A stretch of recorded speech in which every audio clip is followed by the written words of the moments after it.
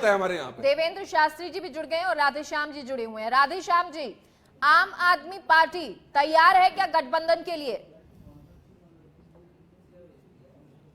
आम आदमी पार्टी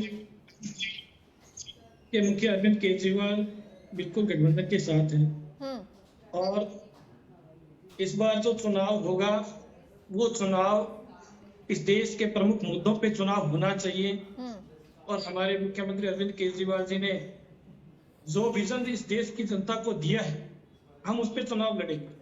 अभी मदन जी जिस प्रकार से लगे हुए थे, किस प्रकार से वो कह रहे थे कि हमने किसानों के लिए किया, महिलाओं के लिए ये किया वो किया।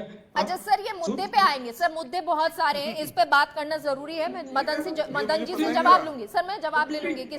सर किसान के मुद्दे पे आइएगा, एक बार मेरा जवाब दे दीजिए, फिर आपके जो भी मदन जी से सवाल हो वो कर लीजिएगा। पहले राधेश्याम जी एक चीज बताइए, पंजाब में सीट शेयर करेंगे कांग्रेस के साथ, कांग्रेस को सीट देंगे क्या?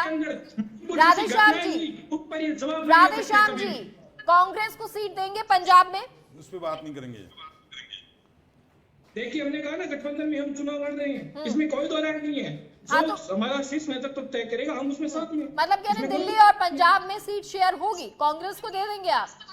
देखिए ये हमारे मुखिया अरविंद केजरीवाल जो निर्णय ले रहे हैं, जो इंडिया गठबंधन हुआ है उसमें जो भी निर्णय होगा वो सामने आ जाएगा आपके सामने। अच्छा, अब ये निर्णय कब होगा सर? ये तो माइक्रो लेवल पे बीजेपी तैयारी करना शुरू कर चुकी है, आपकी सीट शेयरिंग पर अभी चर्चा बाकी है, कब होगा ये निर्णय? खिलाफ चुनाव लड़ रहे हैं। आपको मैं बता दूं कि हम यहाँ पर हम अपने निजी स्वार्थ के लिए चुनाव नहीं लड़ रहे हैं। हम इस देश के अंदर एक तानाशाही को खत्म करने के लिए उसके खिलाफ चुनाव लड़ रहे हैं। इस देश के अंदर हम गरीब बेरोजगार के लिए चुनाव लड़ रहे हैं। हम इस देश के अंदर एक सुशासन व्यवस्था हो उसके लिए चुनाव लड़ रहे हैं। तो इन मुद्दों पे होगा कि आज रोजगार की बात करने के लिए सदन के अंदर जब मेज थपथपाई जाती है तो 150 सांसदों को सदन से बाहर निकाल दिया जाता है। ये चल रही है इस देश के अंदर हिटलरशाही। हम इस हिटलरशाही के खिलाफ चुनाव लड़ने जा रहे हैं और जो इंडिया गठबंधन निर्णय लेगा हम उसी इंडिया गठबंधन के निर्णय को स्वीकार करेंगे और उसको जनता भी स्वीकार करेगी। मदन जी, रोजगार का जवाब अनु का जिक्र किया, क्या देंगे? मैं मेघा जी सिर्फ एक चीज देता हूँ, पहले तो जो हिंदुत्व की बात, जय श्री राम में फर्क बता देते। ठीक है, अब राधेश्याम जी को बोलने दीजिए। राधेश्याम जी बोलिए सर। देखिए मैडम, मैं ये कह रहा हूँ कि बीजेपी बार बार कह रही है कि हम 400 पार सीटें लेके आएंगे। बीजेपी कह रही है, ये नारा दे रही है कि हम 400 पार, यानी कि इनको जनता की बात नहीं सुन रही।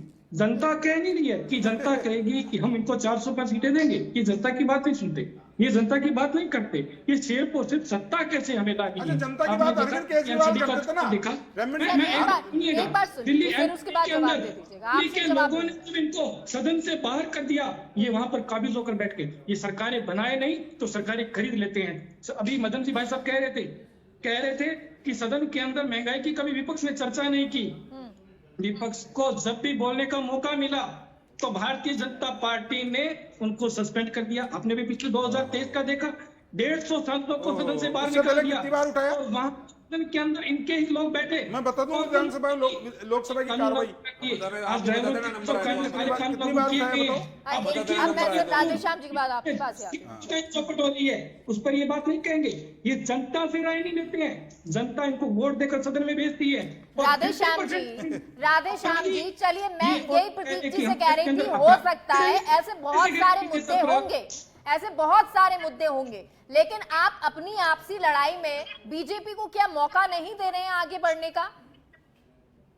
देखिए, बीजेपी को मौका नहीं मिलेगा इस बार, क्योंकि अब जनता समझ चुकी है एमपी चुनाव के अंदर जिन सांसदों ने इनको पूछो दिल्ली में सीट देंगे, पंजाब में सीट देंगे क्या कांग्रेस को, कि क्या वो गांव जो गोद थे उन गांव की दशा दिशा।